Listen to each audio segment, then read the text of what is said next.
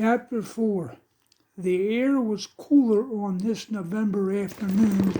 Jerry and Uncle Bart carried 2 jack stands apiece out to the pair of boxy cars next to the garage. "All right, we're making progress," stated the mechanic as he held up an aerosol can. "This stuff will save you hours of fighting with rusty bolts." "What is it?" asked the boy. "It's called bolt breaker. It's a chemical that when sprayed on rusty bolts and nuts, it breaks down the rust that binds old parts together. You spray it on maybe 10 minutes before you're going to take things apart. Then when you go to work on it, the frozen bolts give way," explained Uncle Bart. "Sounds very useful." "It is. That plus a 6-sided socket with a breaker bar will remove about anything you will come across. And if you really need some leverage, slide a 4-foot pipe over your breaker bar and you will win every time. Now we will start by jacking up the back of the sedan enough to get the wheels off. But I'm getting ahead of myself. Get the big lug cross wrench and crack all the wheel nuts while the tires are still on the ground. Then jack up the body and take the wheels off. Then let the car back down on the jack stands and place the stands a little forward so you'll be able to get at the rear springs. Spray the penetrating oil up on the shock absorber bolts as well as anything connecting the springs to the car. Let me know when you get that all done. Oh, and there's a rubber brake hose that connects the metal brake line to the axle lines. That has to be carefully disconnected."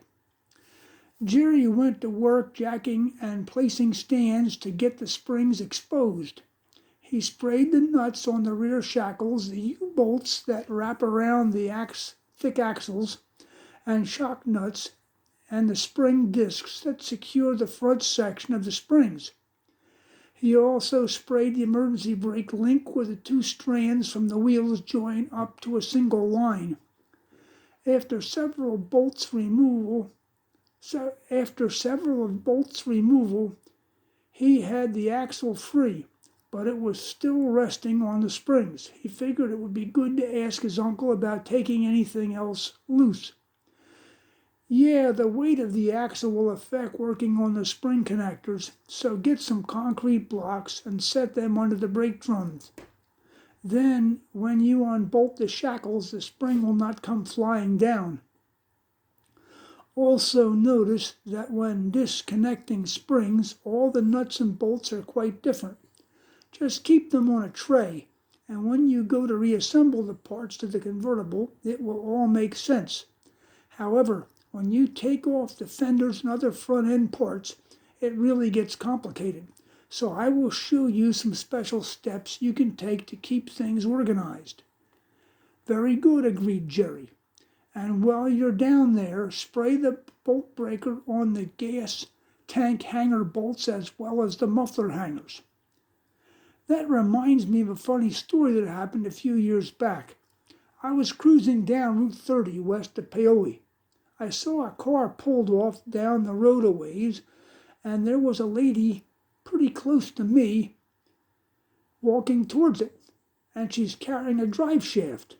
I said, "Oh, geez, she's going to need some help." So I pulled over and rolled down the window. "You need some help?" And she says, "Oh, no, thank you. I have everything under control."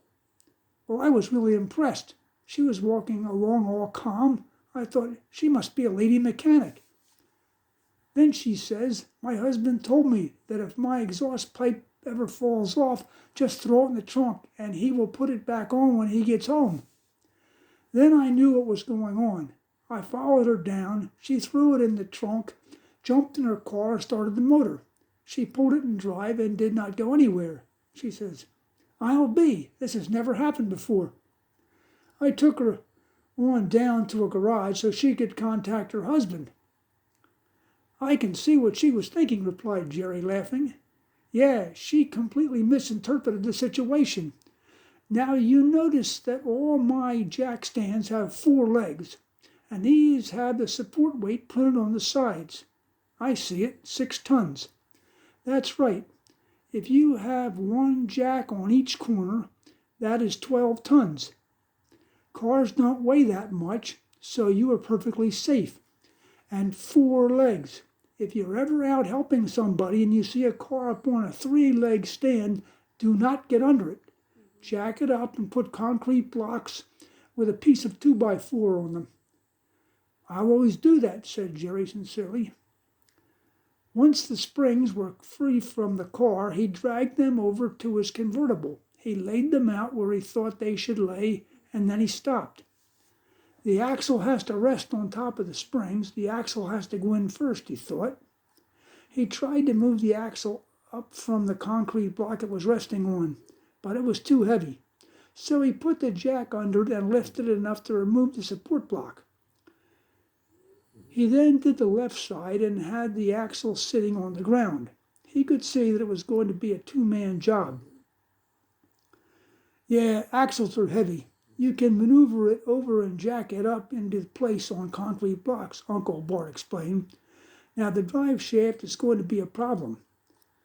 On some cars there are little U-bolts that hold the universal joint together. You can easily loosen those little nuts and the drive shaft comes off. But on a Nova, it's much more complicated. Your best bet is to leave it connected to the rear axle housing. When you pull the axle back, the slip joint in front will pull out of the back of the transmission. So put a small piece of cardboard under it to keep it clean. When you have it out, you will see what I'm talking about.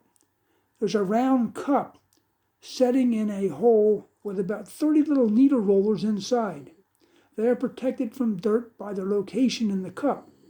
If you take it apart, you have to be very careful about dirt because it will burn it up quickly. To get the cup out, you have to squeeze a round C-clamp with needle nose pliers and press the cup out with a great big C-clamp. It is awkward, but it is easier if Clem can carry the drive shaft when you and I pick up the rear housing to move it to the convertible. When the axle and drive shaft are installed in the rag tap, cut both ends out of a big juice can and slide it over the drive shaft. Then take a strap and tie the can up with it to support the shaft so we can push your car around and move it into the garage. Also, disconnect the rubber brake line on top of the axle housing and tape the fitting over to keep it clean. And the other lesson is, if you come up against a job that is too big, get some help. With the spring in place, they installed the shackles in the rear and went to work on the forward supports. The front connectors are of a strange design, Bart pointed out. The spring has a cylinder of hard rubber. There's a hole in the box frame where a flange disc goes in to the hole with a bolt going through it and through a small hole in the other wall of the frame. It is not a regular bolt either. The threads are smaller than the shaft, so once it's tightened, it holds the whole unit in place. These here look to be okay, but the thin metal disc will rust being underneath the car. So if you ever see a box Nova in a junkyard with the flange disc in good shape, get it and the center bolt and its nut.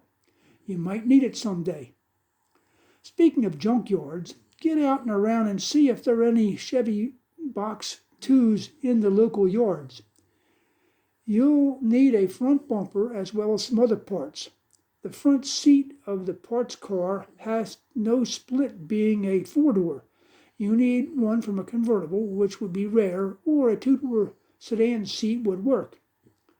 I'll do that. There are a few yards around I can explore. And you're going to need 2 convertible doors. That will be very hard because they did not make a lot of them, and kids see them and grab them. But another way that will work is to find a 2-door hardtop. That will have the same style door as a convertible. And if you find one, buy the back windows. You'll need those also. That makes sense. I hadn't thought of that, acknowledged the boy.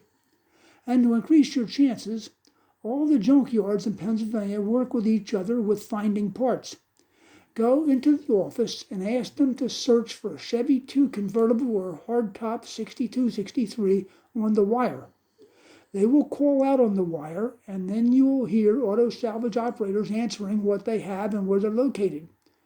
Write down what they have and where they're at, and I will look it up on a map, and we'll take a trip over and see what we can obtain. Nothing like a trip to a junkyard. The junkyards can communicate with each other? I had no idea, said Jerry. Surely there has to be what we need out there.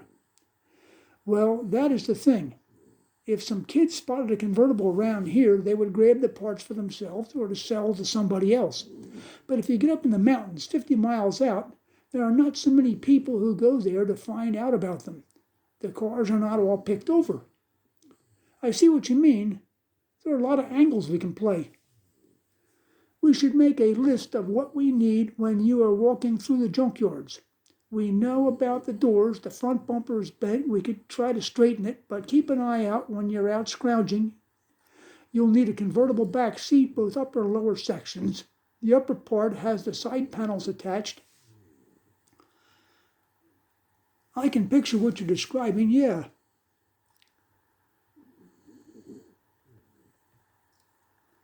You will need a motor. The yards are full of Chevrolet six-cylinders. Sometimes there are enough there to start one and listen to it. They are 194 cubic inches. You would have to look at the mileage to get some idea of the condition, the mechanic advised. But a better way is to find a guy with a motor that he knows is good. For example, if a guy bought a box Nova and he was going to make a hot rod out of it, he will have to run it. He has pulled the engine and dropped in a 327 V8. Now he wants to sell the original motor, and he can tell you about how it runs. Man, you always know how to go, exclaimed Jerry, genuinely impressed. Well, the key to operating efficiently and successfully is knowledge. I've had experience, and that gives me knowledge. We are constantly setting goals and trying to reach them. There are obstacles we encounter on the way, and we have to beat them. We are always battling a future that is greatly unknown.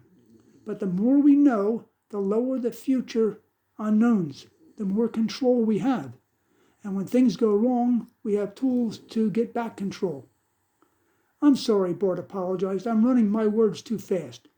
These concepts are true, but it is hard to explain to a younger person as fast as I'm thinking and talking.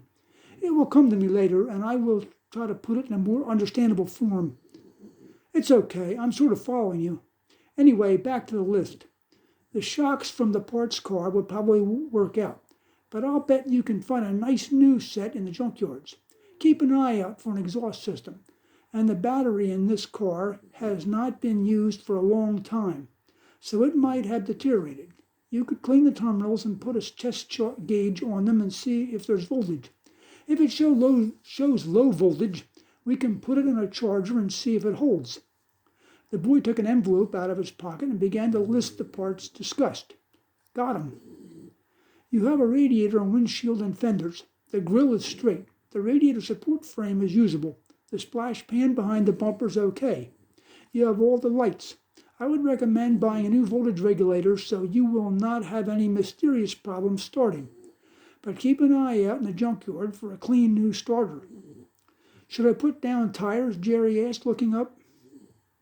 Yes, but they will not be standard Chevy 2 tires. I will tell you about that later. Junkyards can provide some good parts at low prices, but sometimes used parts are not the way to go. There are other factors to consider. Functionality can be more important than price. For example, if you are really lucky, you can get nice new hoses for your radiator off a junker. But if a hose fails, you are in a bind, and it always happens when you are on a date or someplace important. So you always buy new hoses. It costs more, but they will hold up. You want fewer unknowns. I see what you're saying. And the same goes for a water pump, Uncle Bart continued. It's a lot of work to drain the coolant, unscrew the fan, take out the pump, and then reinstall a new one. But you know but then you know it's not going to start leaking, and they always go at the wrong time. If an alternator goes bad, a light comes on telling you you're not getting a charge, but you can drive around all day on the battery, so it won't wreck your day. Therefore, you could find a nice shiny alternator in a junkyard and operate fine. How about a set of skirts? Do you think we could find them in a yard? Probably not. I'm afraid that would take some real luck. Your best bet would be to keep an eye out at the Carlisle Car Show. We will go out there in April and hunt around. There are acres of old parts and fields full of show cars. I remember Clem and you went out there last year. That's where you would find them. They won't be cheap, but if you shop around, you might be able to score a pair at a good price, Bart said. They would be so cool. Also, check the wipers on the parts car. They might still be good. If the rubber scrapers are chipped, they will not pass inspection, but there are inserts that are inexpensive and you can slide them right in. Right, I'll take a look. And after you get the springs installed, see if you can get the gas tank down. There's a rubber connector that runs from the filler pipe across to the tank. Carefully loosen the clamp and see if you can twist it loose. Up at the top are several little screws that fasten the filler pipe to the car. Take the cap off and put it back on the pipe when you get everything apart. Then tape the screws to the filler. Roger. If the straps are too rusty, add them to your list. Another thing we have to do is to remove the brake drums and look at the shoes. If they are not worn down badly, we can use them. But we will definitely remount the wheel cylinders and put in new pistons. And always buy a new master cylinder. They are not hard to do, and you will always have brakes. I remember watching Clem using a brake hone with a drill, recalled Jerry. It was straightforward enough. Cars made after 1966 have dual braking systems. If you lose your brakes on the front line, the rear brakes will allow you to stop. The original Chevy 2s don't have that. If any part of the system fails, you have to depend on your emergency brake. And for that reason, always make sure all the parts are unbound and lubricated. I see what you're saying, agreed the teenager. Anyhow, you're making good progress. Get the gas tank down off the parts car and look at the straps. If they are solid, fasten it up under the convert. Once it's in, you can install the filler pipe and then bolt up the springs and axle, instructed Bart.